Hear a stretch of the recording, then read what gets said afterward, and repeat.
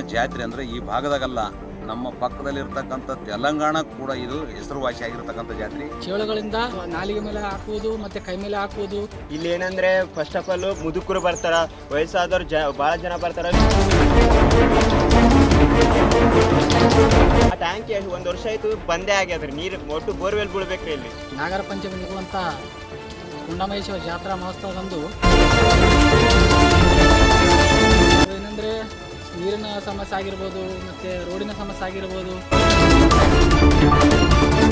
ರಸ್ತೆ ಪೂರ ಸಂಪೂರ್ಣ ಸಿಸಿ ರಸ್ತೆ ಆಗ್ತಕ್ಕಂಥ ಕೆಲಸ ಆಗಬೇಕು. ಅವ್ರು ಎಷ್ಟು ಜನ ಬರ್ತಾರೋ ಅವರಿಗೆ ಅಷ್ಟು ಖುಷಿ, ನಮ್ಮ ಊರಿಗೆ ಶಾಂತಿ ಆಗುತ್ತದೆ.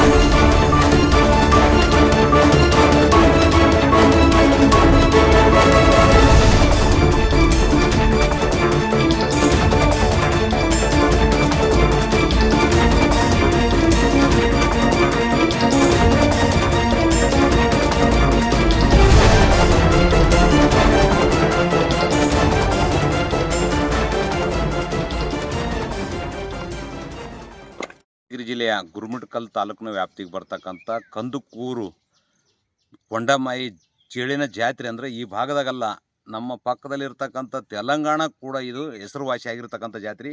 ಪ್ರತಿ ವರ್ಷ ನಾಗರ ಪಂಚಮಿದಂದು ಇಲ್ಲಿ ದೊಡ್ಡ ಜಾತ್ರೆನೇ ಆಗ್ತದೆ. ಆದರೆ ಇದಕ್ಕೇನತ್ತದ, ಈ ಜಾತ್ರೆಗೆ ಇರ್ತಕ್ಕಂಥ ವ್ಯವಸ್ಥೆ ಏನದಂದ್ರೆ ಸರಿಯಾಗಿ ರಸ್ತೆ ಇಲ್ಲ, ವ್ಯವಸ್ಥೆ ಮೂಲಭೂತ ಸೌಕರ್ಯ ಇಲ್ಲ, ಶೌಚಾಲಯ ಇಲ್ಲ, ಶುದ್ಧ ಕುಡಿಯೋ ನೀರಿನ ವ್ಯವಸ್ಥೆ ಇಲ್ಲ.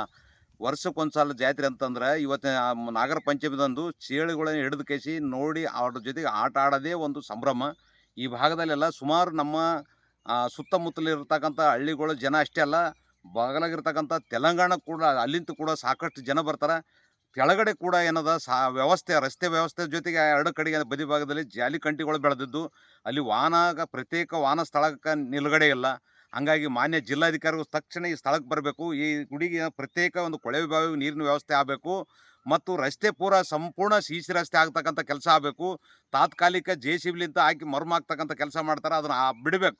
ಮತ್ತು ಇಲ್ಲಿ ಒಂದೇ ರಸ್ತೆ ಇರೋದ್ರಲಿಂತ ಈ ಭಾಗದಿಂದ ಕಂದುಕೂರ್ಲಿಂತ ಬರ್ತಕ್ಕಂಥ ಒಂದೇ ರಸ್ತೆ, ಮತ್ತು ಇದು ಒಂದು ಬರೆದೋ ಒಂದು ಹೋಗ್ತಕ್ಕಂಥ ಕೆಲಸ ಏನದ, ಈ ಭಾಗದಲ್ಲಿ ಕೂಡ ಇನ್ನೊಂದು ರಸ್ತೆಯನ್ನು ಮಾಡ್ತಕ್ಕಂಥ ಕೆಲಸ ಮಾಡಿದ್ರೆ ಜಾತ್ರೆ ದಿವಸ ಜನದಟ್ಟಣೆ ಆಗಲ್ಲ, ಇಲ್ಲಿ ಸಾರ್ವಜನಿಕರ ಅನುಕೂಲ ಆಗ್ತದಂತಕ್ಕಂಥದ್ದೇ ನನ್ನ ಅಭಿಪ್ರಾಯ. ಇವತ್ತು ತಕ್ಷಣ ಸಿಸಿ ರಸ್ತೆ ಮಾಡೋದ್ರ ಜೊತೆಗೆ ಏನದ, ಎರಡು ಕಡೆಗೆ ರಸ್ತೆ ಸ್ವಚ್ಛ ಮಾಡಬೇಕು, ವಾಹನ ಸವಾರಿಗೆ ಪ್ರತ್ಯೇಕ ಸ್ಥಳ ಮಾಡಬೇಕು, ಸಾರ್ವಜನಿಕರಿಗೆ ಯಾವುದೇ ರೀತಿಲಿಂತ ತೊಂದರೆ ಆಗತಕ್ಕಂಥ ಕೆಲಸ ಆಗಬೇಕು. ಸುಮಾರು ಲಕ್ಷಗಟ್ಟಲೆ ಜನ ಬರ್ತಾರೆ. ಆ ಜನಕ್ಕೆ ಶುದ್ಧ ಕುಡಿಯೋ ನೀರಾಗಲಿ, ಮೂಲಭೂತ ಸೌಕರ್ಯ ಆಗಲಿ, ಸ್ವಚ್ಛತೆಗಾಗಲಿ, ಇಲ್ಲಿ ಏನದ ವ್ಯವಸ್ಥೆಗೆ ಮಾನ್ಯ ಜಿಲ್ಲಾಡಳಿತ ಇದು ಕ್ರಮ ಕೈಗೊಳ್ತಕ್ಕಂಥ ಕೆಲಸ ಮಾಡಬೇಕು.